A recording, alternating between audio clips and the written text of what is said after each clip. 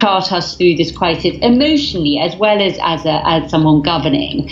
And to think of him, in trouble in hospital is extremely anxious making for people. But I think they should be reassured that, the whole machine that is government, the cabinet, we are cabinet driven country. We have a parliament, we have the chief medical officer and the scientists all there giving advice.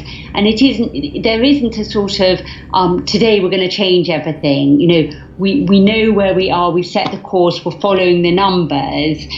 The most important next decision that needs to be made is possibly about the lockdown deadline coming up after Easter, and we all think that's likely to be extended. So I think it's very important that people feel calm about the way in which their country is being governed, but quite understandably anxious to have someone who is anyway the eternal optimist, the strong person, ill in hospital is difficult.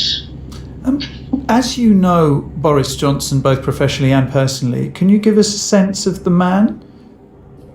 Well, I've known Boris since he was in his last year at university. When I arrived at the same university, he was already something of a sort of legend in his own time, head of the Union, which was quite a prestigious debating society at Oxford. He's talented, he's hugely optimistic, he's quite bumptious. But he's also extremely clever, and I've seen him as a political operator, sometimes, slightly competitive with my former boss. Yeah.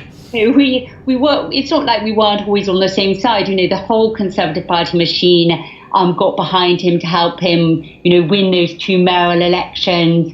But, he's a determined person. He's got lots of...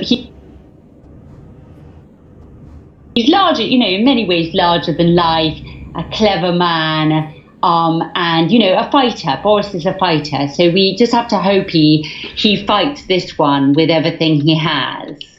I mean, becoming known as the gatekeeper, which is, of course,